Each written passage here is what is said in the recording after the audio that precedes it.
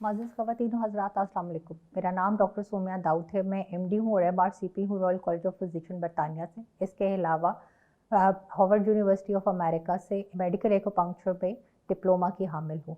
मेरी जो है स्पेशलाइजेशन है वो पेन मैनेजमेंट है और मैं जो है पुरानी दर्दों की माहिर हूँ।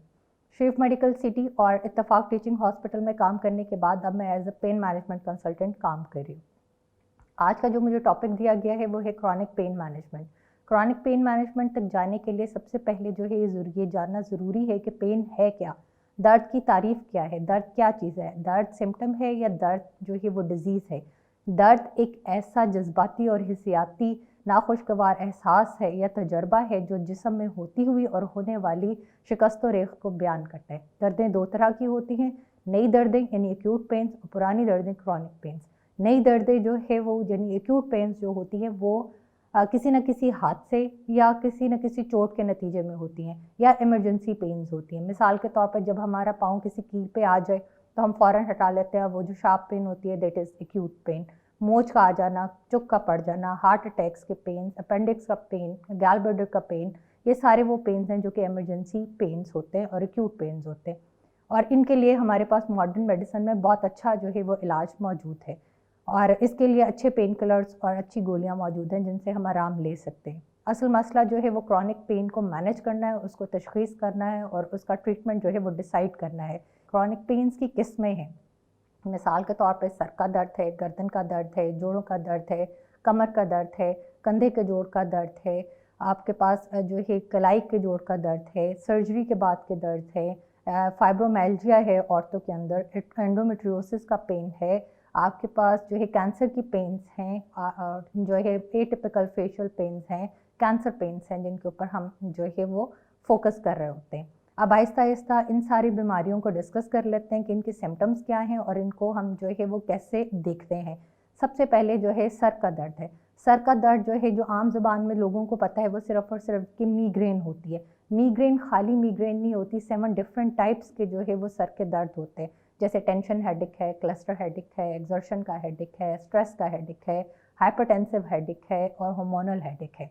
अब ये सारी चीज़ें क्या हैं? क्लस्टर हेडेक सबसे ज़्यादा जो है वो मुश्किल होता है ट्रीटमेंट के लिए।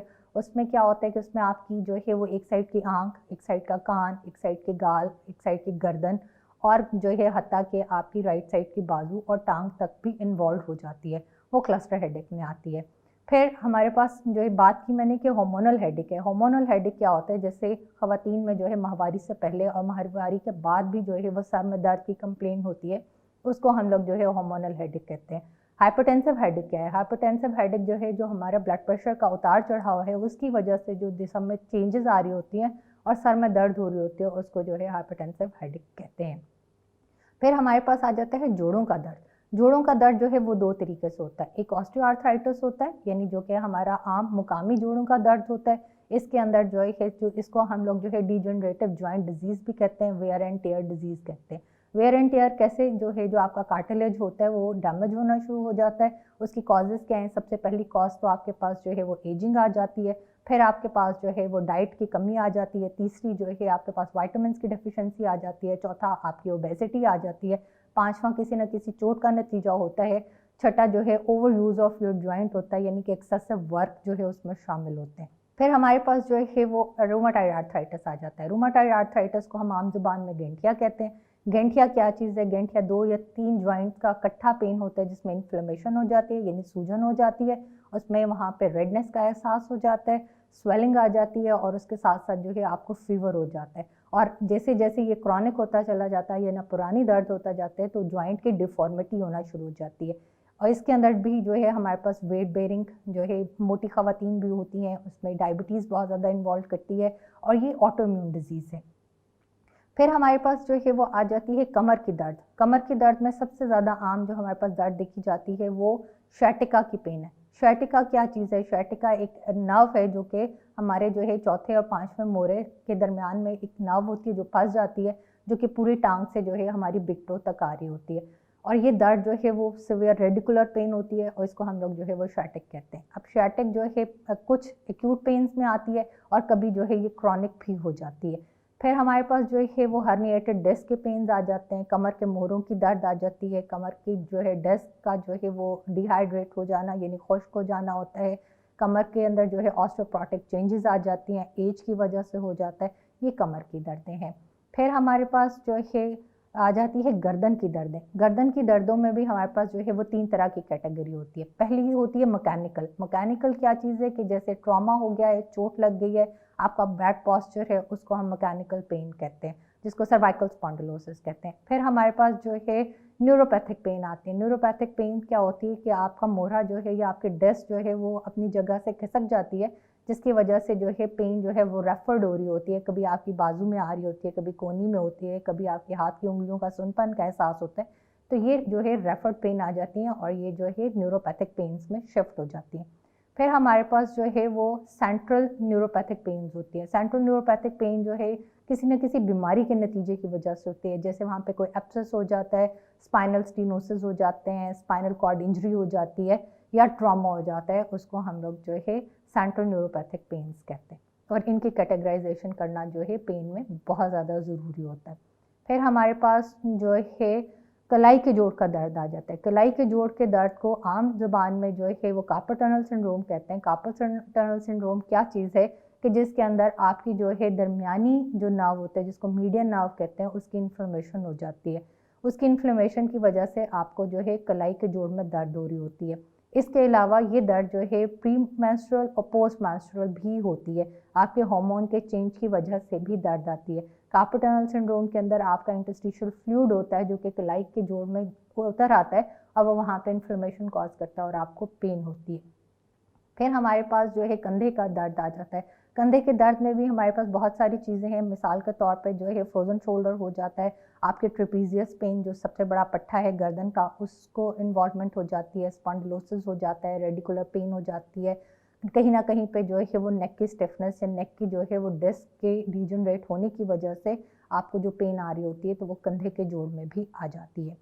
हमारे पास जो है जो पेन होती है वो फाइब्रोमाइल्जिया। फाइब्रोमाइल्जिया जो है आदमियों की निस्बत औरतों में ज़्यादा होती है और इसमें तमाम जिस्म के पट्टों में जो है वो दर्द हो रही होती है और ये क्रॉनिक पेन की तरफ जो है वो शिफ्ट हो जाती है और इसकी मैनेजमेंट जो है वो थोड़ी डिफ़िकल्ट होती है।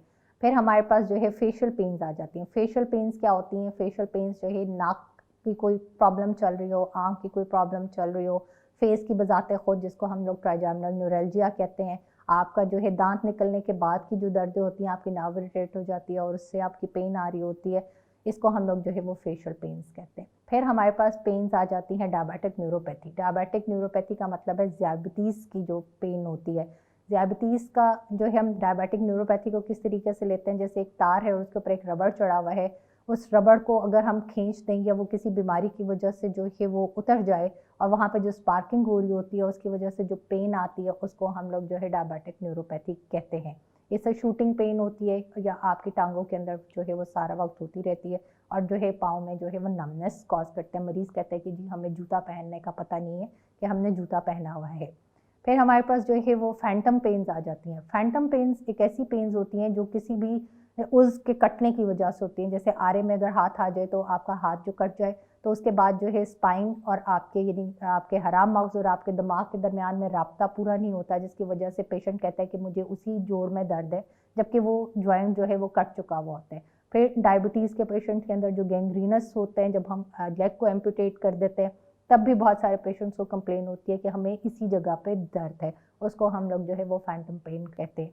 फिर हमारे पास कैंसर की पेन्स आ जाती हैं। कैंसर जो है वो इस टाइम पे पूरी दुनिया में बहुत ज़्यादा जो है वो फैल रहा होता है और वो किसी न किसी एब्सेस की वजह से या ऑर्गन के अंदर इन्वेजिनेशन की वजह से पेन्स होते हैं और वो इतने क्रूशल पेन होते हैं कि जो है डीप डाउन शॉकिंग पेन्स आ रही होती है कि पेशेंट को जो है वो बहुत ज़्यादा दर्द हो रही होती है और ये भी क्रॉनिक पेन के अंदर आता है। फिर हमारे पास जो है एंडोमेट्रियोसिस की पेन है। एंडोमेट्रियोसिस क्या चीज़ है? माहवारी के दौरान जो दर्द होती है और आपकी जो एंडोमेट्रियम जो है वो सूजना शुरू हो जाती है या उसके अंदर कोई प्रॉब्लम आ जाता है, फाइब्रॉइड की पेन्स आ जाती हैं, तो ये सारी की सारी पेन्स भी जो है वो क्रॉनिक पेन में शिफ्ट हो जाते हैं, जिनको हम लोग पेल्विक इन्फ्लेमेटरी डिजीज़ कहते हैं।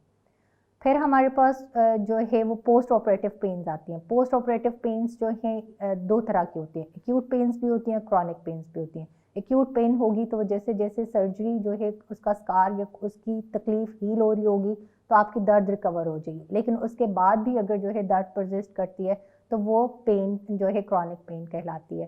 फिर हमारे पास जो पेन्स आ जाती हैं उनके अंदर सोमैटिक पेन्स होती हैं। सोमैटिक पेन्स कौन कौन सी पेन्स होती हैं? जो कि टिश्यू के डैमेज की वजह से पेन होती है, जैसे ऑस्टियोपोरोटिक चेंजेस आ जाती हैं, जो है हड्डियों का भरना आ जाता है आपके घुटनों में, आपके हिप्स में, आपके हाथ में, आपके कंधे में, ये दर्दें आती हैं।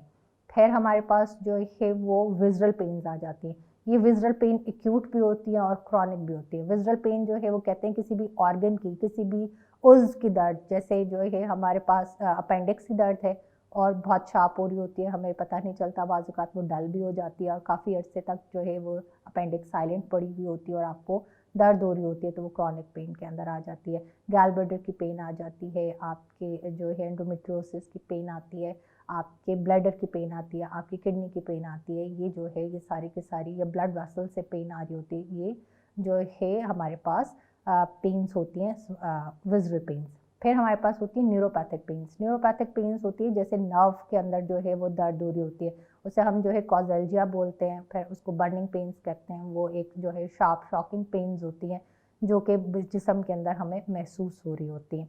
अब बात करते हैं हम इनके इलाज की, कि जो है इलाज क्या क्या मुमकिन है। पहला तो हमारे पास सबसे ज़्यादा इंपॉर्टेंट है कि मॉडर्न मेडिसिन है हमारे पास, जो है नॉन इन्फ्लेमेटरी या नॉन स्टीरॉयडल जो है एंटी इन्फ्लेमेटरी मेडिसिन हैं, हम दवाई खा लेते हैं। फिर हमारे पास मस्कुलर रिलैक्सेंट है, हम मस्कुलर रिलैक्सेंट ले लेते हैं। लेकिन क्रॉनिक पेन में हम कितना जो है वो पेन किलर खा सकते हैं? हम इतना पेन किलर नहीं खा सकते। पेन किलर खाने की एक बाउंड्री होती है, उसमें आपके स्टमक के इश्यूज आना शुरू हो जाते हैं।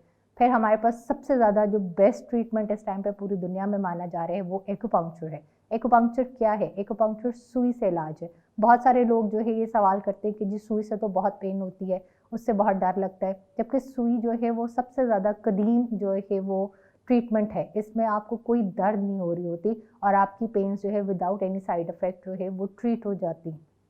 फिर हमारे पास हजामा है जिसको हम कपिंग बोलते हैं। हजामा जो है वो मैं जो आपको बताना चाहती हूँ वो दो तरह का हजामा होता है, एक ड्राई होता है और एक वेट होता है। इसके लिए आपको एक काबिल डॉक्टर की ज़रूरत होती है। आपको आम क्वैक के पास जो है वो नहीं जाना, ताकि आप बाद की जो है वो प्रॉब्लम से जो है वो बच सकें।